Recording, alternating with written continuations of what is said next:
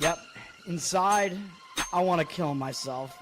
We are on an 0-7 run over the last 2 days. After tonight was just complete bullshit. So that's how I'm going to start off this show. Horrible Sunday, 1-5. I don't even know what to tell you about that. I just don't want to do this anymore. I have never seen anything like this, man. With the slump continuing, 2 straight losses, not a good day at all. 0-4. I just have not had a good season, man. What can this slump that I'm on? The slump continues. I've reached a new peak, actually.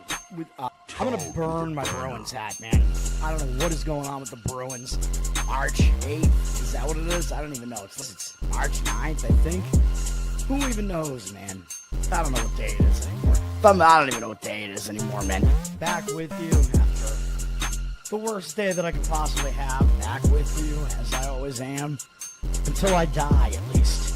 0-2 yesterday, and yesterday did not go well for me. 0-5. The worst month that I've ever had in my 18 years doing this. I don't know what to even tell you about this anymore. Broke the slump yesterday as the slump discontinues. The slump continues. Somebody fucking kill me, please.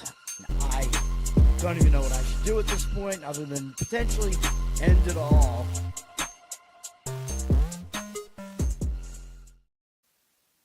What's up, everybody? It's Toad back with you. Toadstool Sports. This is Bracketology.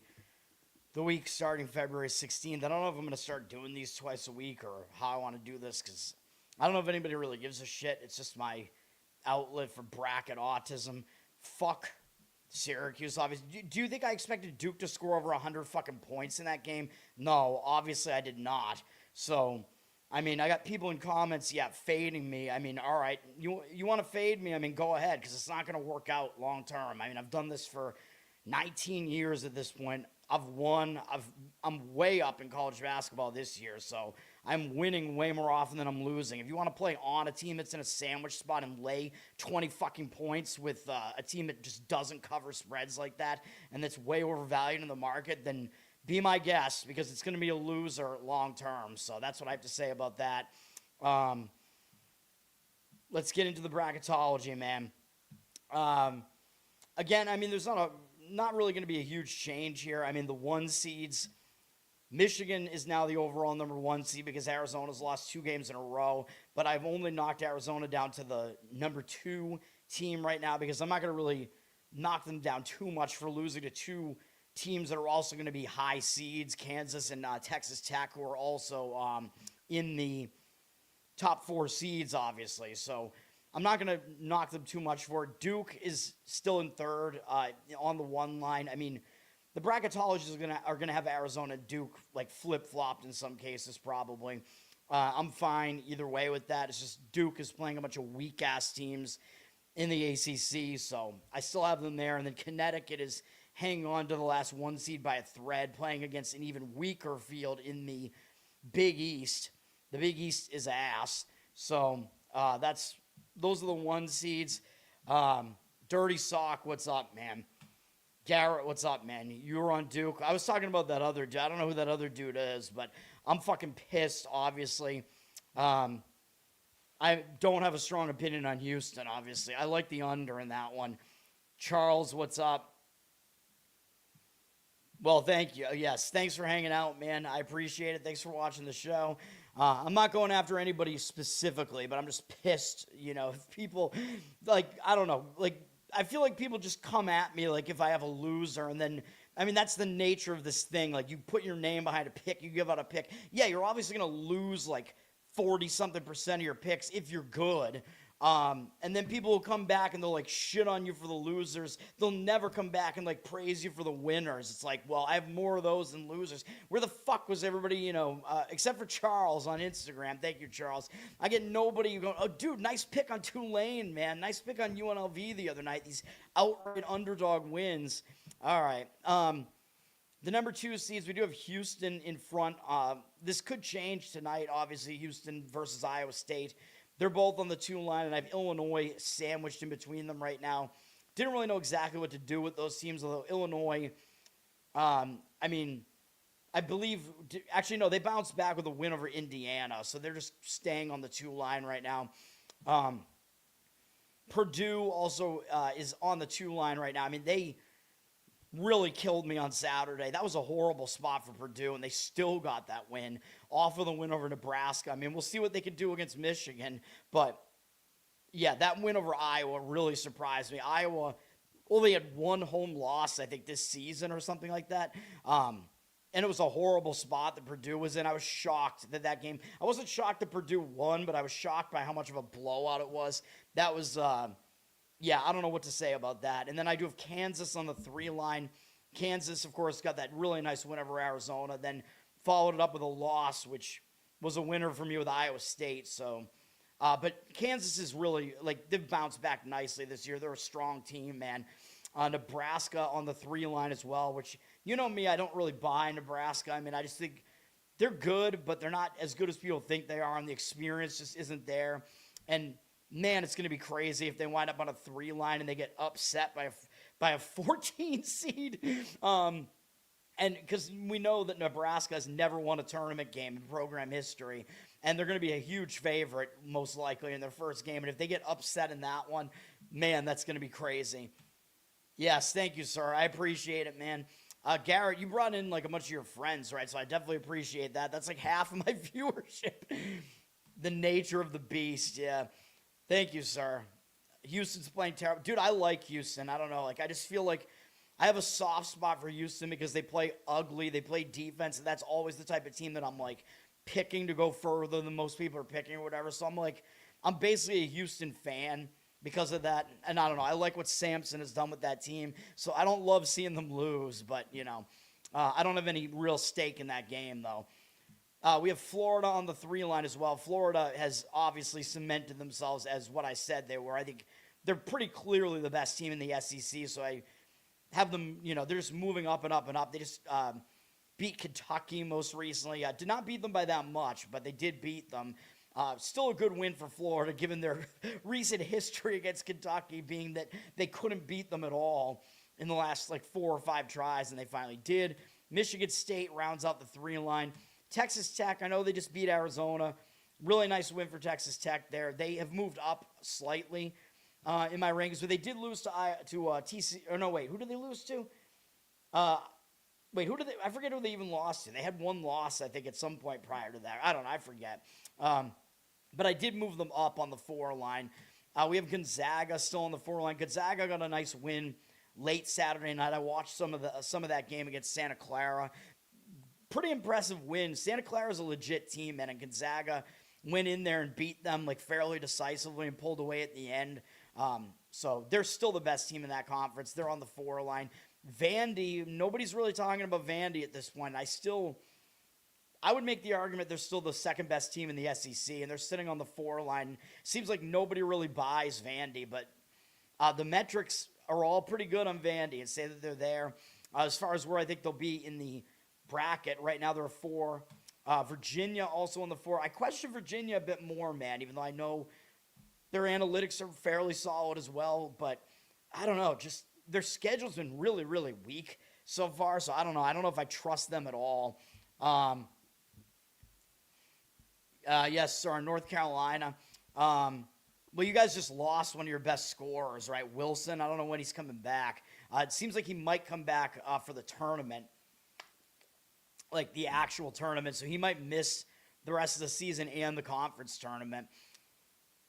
The metrics are not kind to North Carolina, I will tell you that. Zach, what's up, man? That's true. They pulled off some upsets there.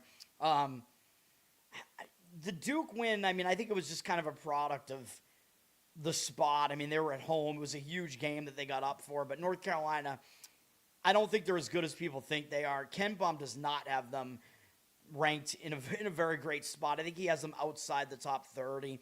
On the 5 line, I do have North Carolina there behind Arkansas, Alabama, and St. John's. Arkansas blowout win, I think, in revenge against Auburn. So that was a good win for Arkansas there against another tournament team. Although Auburn is teetering on the edge right now. Alabama, I mean, they're still good on the 5 line there. Nothing to really say about them. St. John's got the revenge win against Providence. They continue to be pretty good. and obviously will be a tournament team. And I think they're better than they were last year. They're a much more balanced team, even though they're going to get a worse seed this year. But I think people are going to overlook them a bit more. And then, yeah, like I said, North Carolina on the 5 line. Charles, thanks for hanging out, man. I got Louisville on the 6 line, although Louisville, they're good, man. I think it's just a product of their schedule just hasn't been that strong, but the analytics are really there for Louisville. Like, they're in the top, 15 in KenPom's rankings right now. So they could be a bit of an undervalued team, but they're massively high variance because they take so many threes, so they're very difficult to predict. Tennessee on the 6 line as well. Tennessee, they've been beating up some of the bad teams in the SEC over the last week or so, but they're there. They're not as bad as people think they are. I'll say that. They're good on the defensive end. BYU on the 6 line as well. They've hit a skid, and now they just lost one of their best players, Saunders. And I don't think he's coming back at all, even for the tournament. So that will hurt BYU for sure to some extent. We'll see what happens with them. And then St. Louis continuing to win, blowing teams out in the Atlantic 10. I know they're in a bad conference, but based on the analytics, they are actually a top 25 team in KenPom's rankings. They're there on the 6 line now. Going to get really interesting to see what their draw is in the first round. I like St. Louis. I like watching this team, but I think they're going to be one of those, hyped teams, man, because everybody loves that story of, the small team that starts doing really well. Everybody likes, a guy like Avila who's in there, and everybody starts talking about him. Oh, he's this big guy that can go out on the perimeter and shoot threes, and he wears goggles, and, he has these wild nicknames, so I don't know. It seems like they're going to be an overhyped team, though, unfortunately. Kentucky on the 7 line. Kentucky is definitely dangerous. They're legit. It's just their resume is not that good. Their loss to Florida most recently was not a bad loss, though. So they're staying around. I would consider them to not be a bubble team at this point. Usually once you get to 8, 9, 10 seeds, 11, you're starting to talk about basically all these teams are part of the bubble at this point. But I would say Kentucky is pretty solidly in. Clemson just lost to Duke, but we're not going to really knock them for that. But they've dropped a little bit down to a 7. Villanova also on the 7. Villanova is just beating inferior teams in the Big East, so I don't really know what to think about Villanova. But their program's definitely on the way back up, which is good for them. And then Utah State just rolling through some of the bad teams in the Mountain West right now. They've won a bunch of games in a row. Nothing to really dislike about what they're doing right now. So they're winning the Mountain West still for me and on the 7 line.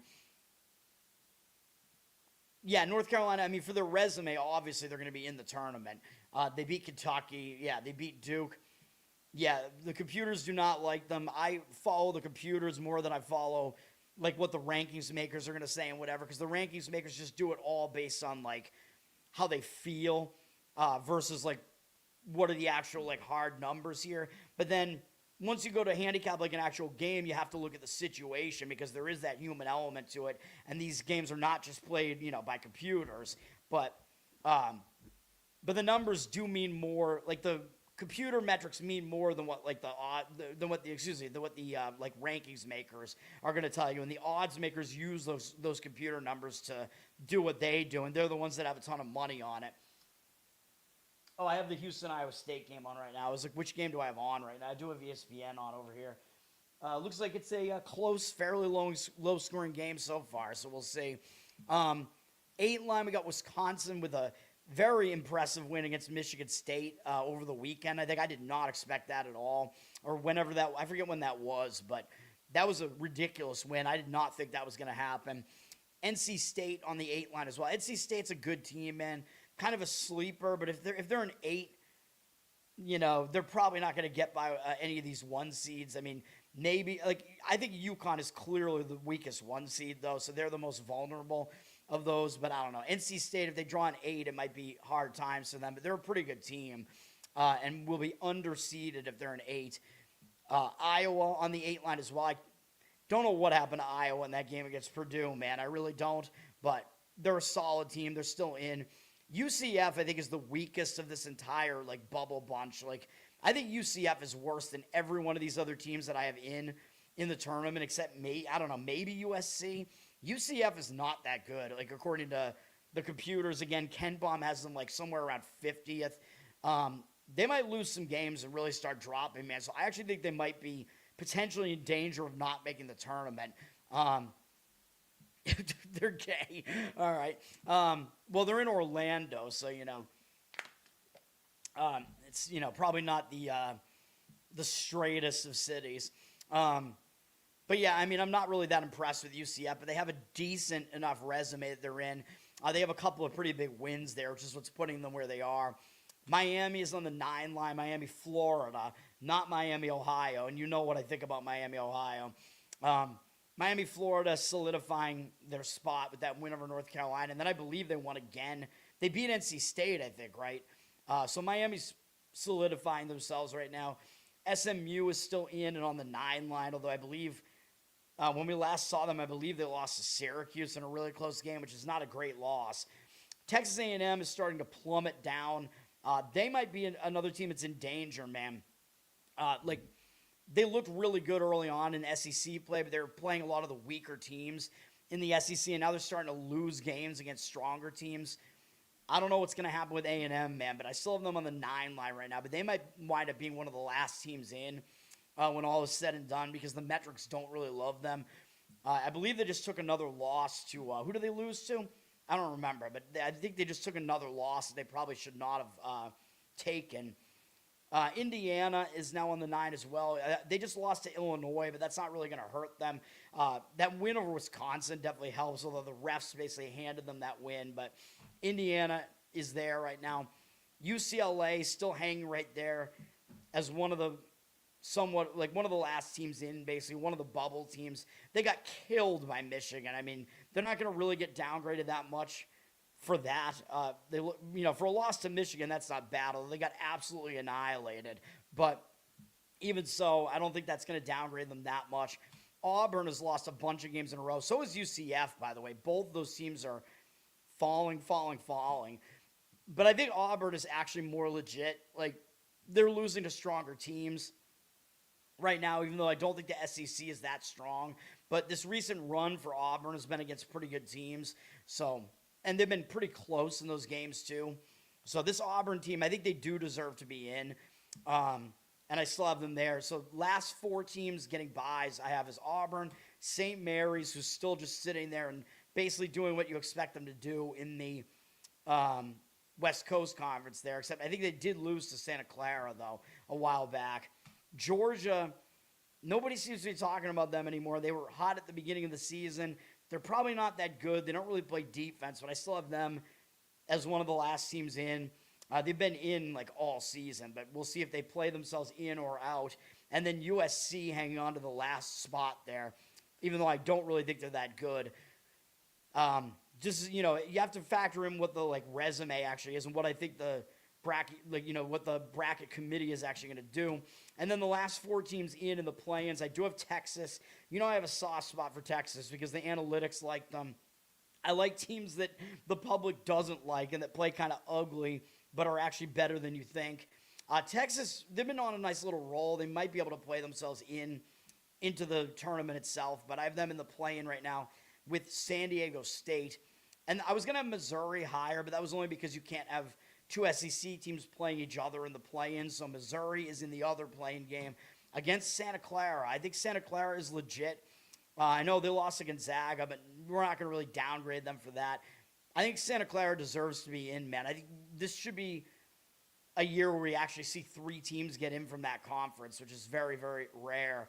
But I think we might actually see it. I think we should see it. TCU has worked their way all the way up to the first 4 out after beating they had a huge win over Iowa State, and then they beat Oklahoma State over the weekend. I watched some of the end of that game. It was a crazy overtime game.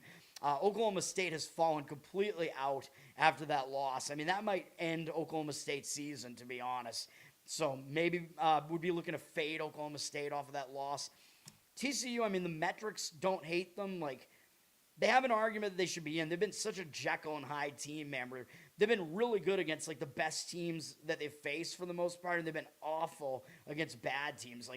I don't understand how you could have, a profile like TCU or a resume like TCU is just ridiculous. they barely lost to Michigan, but then they lost to New Orleans, and then they beat Iowa State. It's just, I don't know. Their resume is insane. I do, unfortunately, have Miami, Ohio in the first 4 out. The committee is not going to be able to not put them in if they remain undefeated, man. So even though I don't think they're the best team in the MAC, I think Akron is. And if what is about to happen is that Miami, Ohio is going to go undefeated all the way to the MAC championship at this point, because they won't really face that much adversity until then, and then they lose to Akron or something. If that happens, the committee is going to have a decision to make, because I don't believe that in the modern era or whatever that any team with 3 or fewer losses has been left out of the tournament. But Miami, Ohio is going to challenge that, because analytically they're going to be the worst team to ever be in a position like that. They're in a terrible conference. They face nobody in the out-of-conference schedule. So, what do you do with a team like that?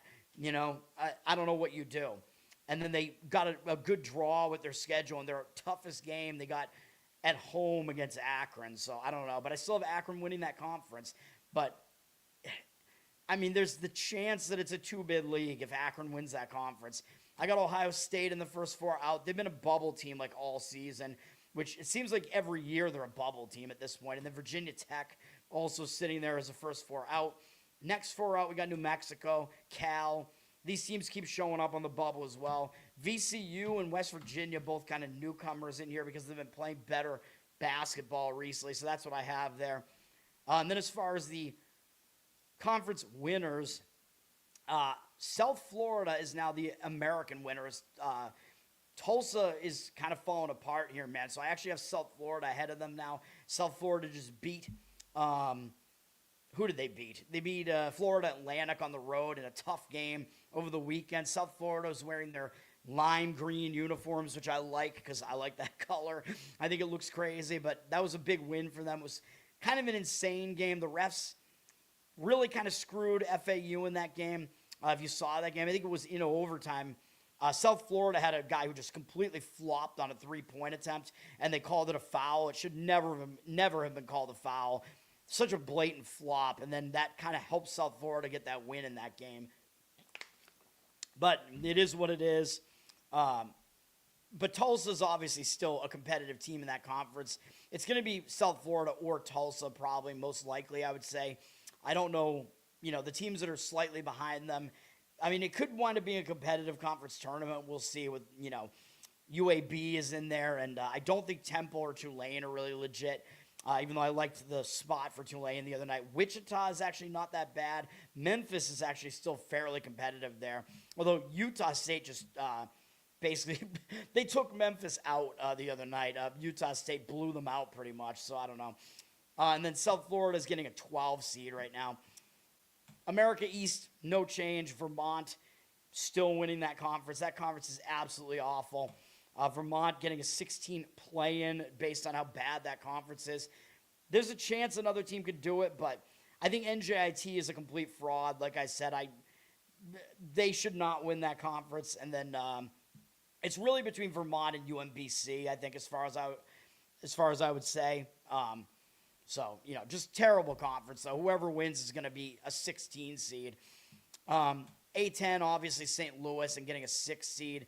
VCU is a very competitive team in that conference. It's just that St. Louis is just so good, man. But if St. Louis wins that, if they don't win the Atlantic 10 conference tournament, they will get an at-large bid. It's highly unlikely that they won't. So there could be a bid steal in that conference. VCU, definitely the next best team in that conference. I don't think George Mason is that legit. There might be some other teams in that conference that are fairly competitive. Like George Washington, I do think is a very underrated team in that conference. And then, I don't know, like Dayton, I don't think is that bad, but they're just not really coming together this season. So really, it should be one of the teams that I just mentioned. Duke, obviously, still far and away the top team in the ACC and getting a 1 seed. Atlantic Sun has been this jockeying kind of between Austin Peay, Lipscomb, and now Central Arkansas has been playing well, and they're kind of in the mix. It really should be one of those 3 teams, not Queens, not the Royals. Although Queens has been all right in the conference, but I don't think it's going to be them. Bad conference overall, though. I have Austin Peay getting a 15 seed. Big 12 still have Arizona winning it, although I think the Big 12 is, I mean, I think you pretty much have to make the argument they're the strongest conference right now. I mean, especially at the top. But I mean, look at the teams that are in that conference: Arizona, Houston, Iowa State, Kansas, Nebraska. Or sorry, not Nebraska. I'm used to the old Big 12. Kansas, Texas Tech would be the next best team there. So I guess they're a bit top heavy, but those top teams are really, really good. And then, so Arizona's still a 1 seed. Connecticut winning the Big East, still a 1 seed. I mean, it's them, St. John's, and then kind of everybody else in that conference. Villanova being the only other team to get in right now. And Seton Hall, even though I think they did win over the weekend against Butler, they're going to have to do a lot to try to play themselves back into the picture. Big Sky has been some kind of back and forth between Portland State and Montana State. Portland State just, I think, took some sort of ugly loss recently. So I do have Montana State back in the driver's seat there after they beat Montana again, which I thought they might. So they're getting a 14 seed right now.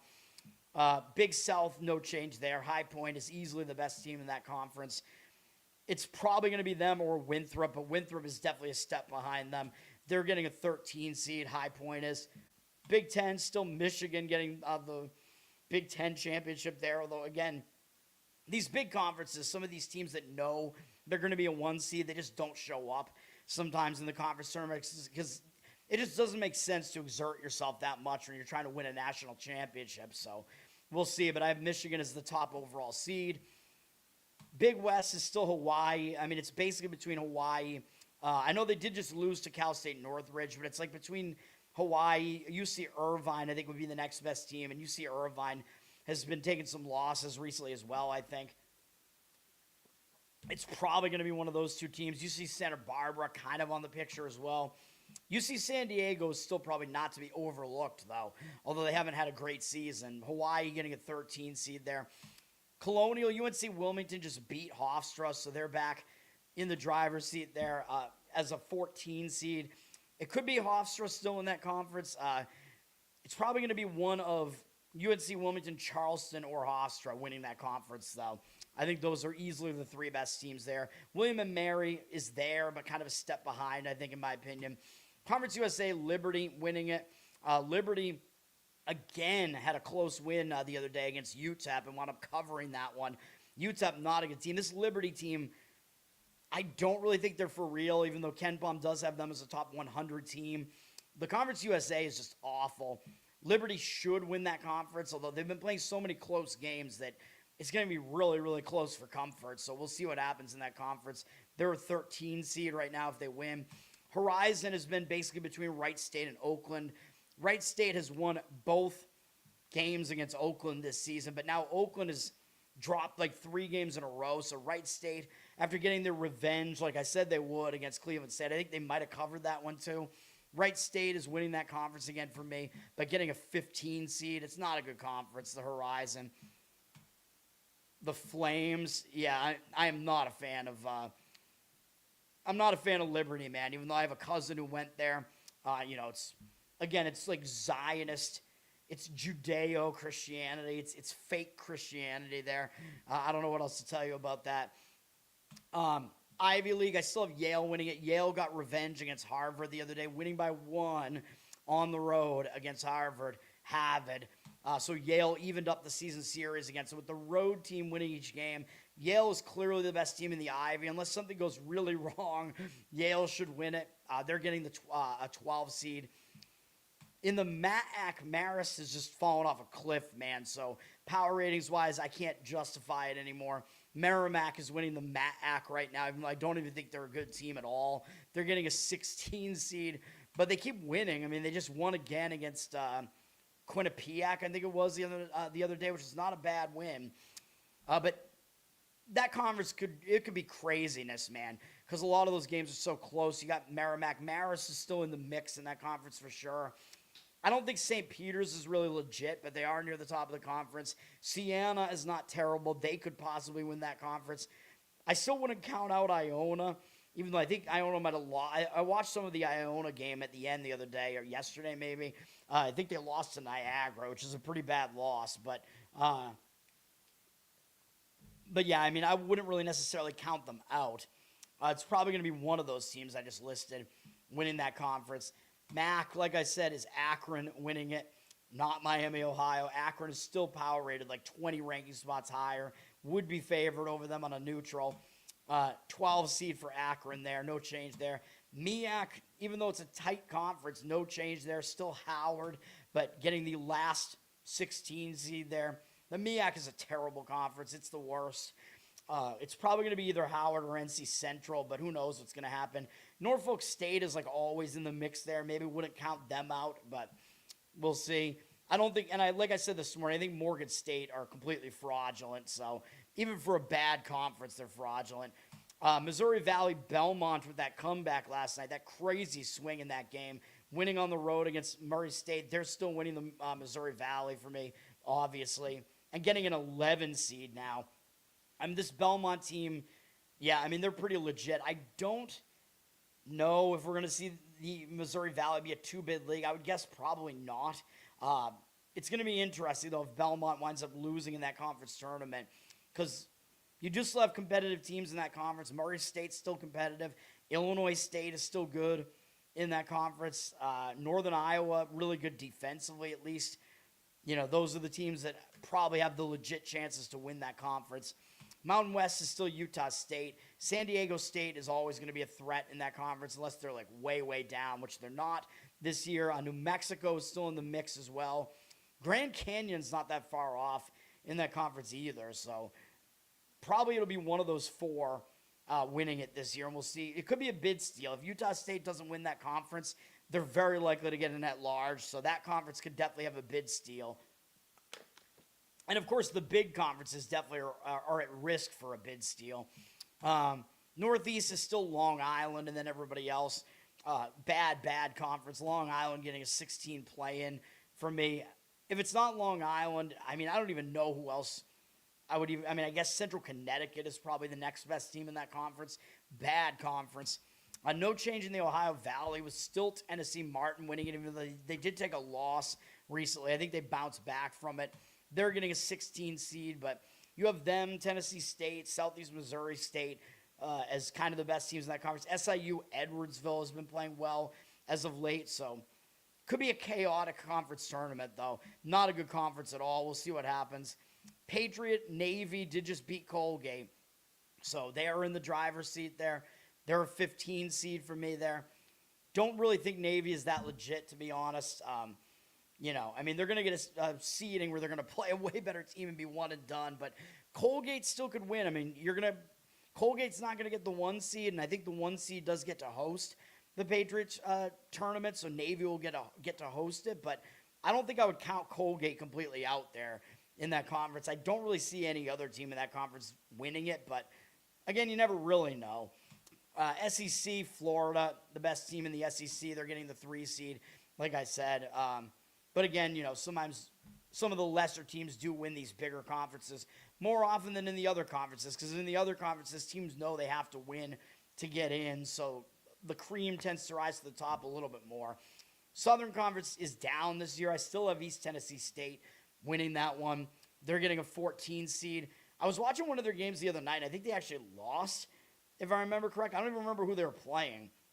I think they might have lost the game, but I don't know. I still have them winning that conference. I mean, again, it's a bad conference. They're still the best team in that conference. You got, I guess, Wofford, Mercer, probably the other competitive teams in that conference that might have some sort of chance. Maybe Furman. Southland, I still have McNeese winning it and getting a 12 seed. They're still legit. We'll see what happens in the conference tournament. I think that the end of that tournament is played on a neutral, but I'm not sure. Maybe I'm wrong about that. Maybe the 1 seed does host it. So Stephen F. Austin does have the advantage in the standings right now, but I don't think they're as good as McNeese. So still have McNeese there.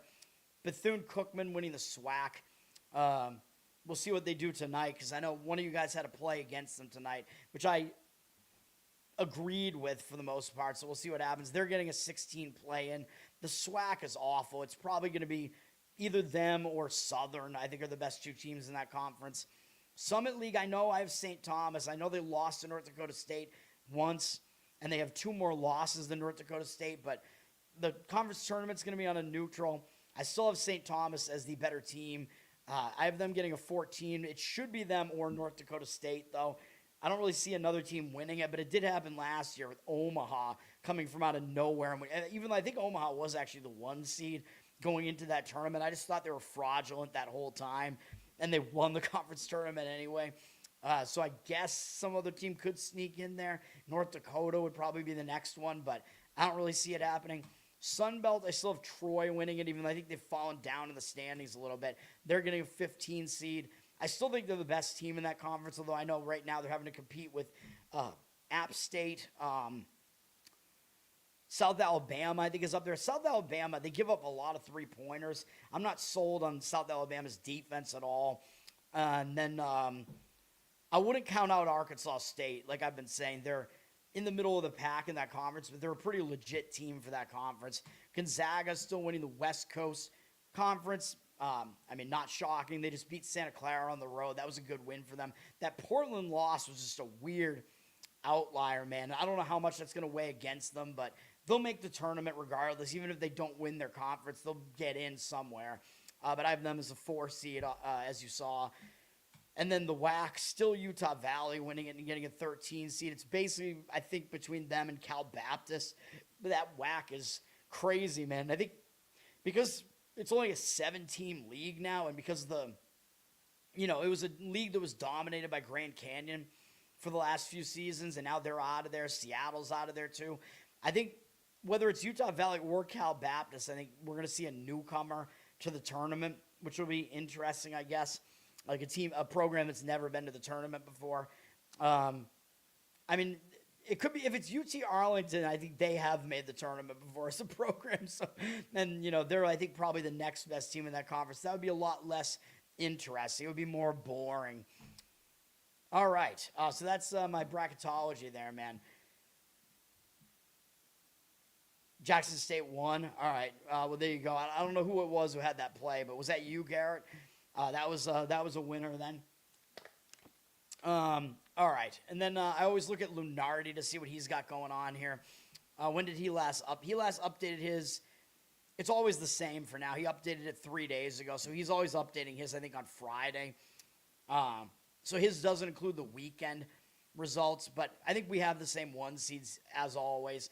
Arizona, Michigan, UConn, Duke. There's not really any contention between those, so he's got those guys as the top, as the 1 seeds there. His last 4 teams getting buys are Georgia, UCF, UCLA, and Miami, and I do indeed have all 4 of those teams in, and I have all 4 of them in with buys as well, but I don't think I have any of them as my last 4 in. No. No, I have Georgia as one of mine. Yeah. The rest I have more solidly in than that. His last 4 in, Texas, who I also have in the last 4 in. San Diego State and Missouri, I also have them there. USC I have in and not in the last 4 in, but I have them as the last of the last 4 buys. So we're very, very close here, man. So that means, I believe, does that mean we have the same field of 68 then, me and Lunardi? Lunardi and I think we have the same field of 68 here now. His first 4 out, pretty similar to mine. TCU, Virginia Tech, Ohio State, New Mexico. I have almost the same. It's just that he probably has Miami, Ohio winning their conference because he just takes whoever's leading the conference, and I don't. So I have Akron in. Yeah, he has Miami, Ohio. I have Akron in. So I have Miami, Ohio in the first 4 out because of that. And that pushed New Mexico down to the next 4 out. But we're very in alignment with those teams there. And then I do have Cal, VCU there. He has Oklahoma State and Seton Hall there in the next 4 out. I think they're close to being there as well. But I have, I forget who I had there. I had West Virginia making an appearance there, and then that was really the only difference there, that I had West Virginia there in the mix. He has Oklahoma State and Seton Hall in, but I had to have Miami, Ohio taking up one of those spots. So, all right. That's it, man. That's the bracketology for tonight. I'll post a link to it again and put a link in the description, I guess, for the YouTube video here, and then Thursday, I don't know if I'm going to actually do a show this time as we're getting really close to March, or if I'm just going to release it again and link to it online. But you'll figure it out. Follow me. Learn to Toad on Twitter. You can subscribe to me there as well if you want to give me some support. Learn to Toad on Instagram for the Instagram shorts. What else we got going on? Like, subscribe to the channel here. Of course, give me good comments here. Listen on audio, review on audio, Apple, Spotify. That all helps. Covered in Uke, my Uke channel on YouTube, which I got to get up to date. So, check that out. Like, subscribe over there as well. Give me good replies there. Patreon.com/LearnToToad. You get some bonus stuff there, Uke-wise. And then the Loser Cast will be back tomorrow night with a new episode at 10 p.m. Eastern. So you can check that out as well. That's going to do it for now. Garrett, thanks for hanging out, everybody. Garrett, Dirty Sock. Who else was in here tonight? Zach. I appreciate it, guys. Charles, thanks everybody for hanging out, man. Tar Heels. You're gonna be on North Carolina. You think it's gonna move? Is it gonna move down? Wait, who are they playing? Oh, they're playing NC State, right? Yeah, that's gonna be a big game. I'll have to look at what the setup is there. Who did North Carolina just play? I don't even know. It's probably not going to be a game I'm going to be really interested in, though, as far as giving out any plays on it. But I will talk about my opinions on it once I break it down and look at it. That's going to do it. I'll be back, tomorrow morning. So that'll do it for now. It'll be a bigger college basketball slate tomorrow. Pitt was who? Oh, yeah, North Carolina just played Pitt.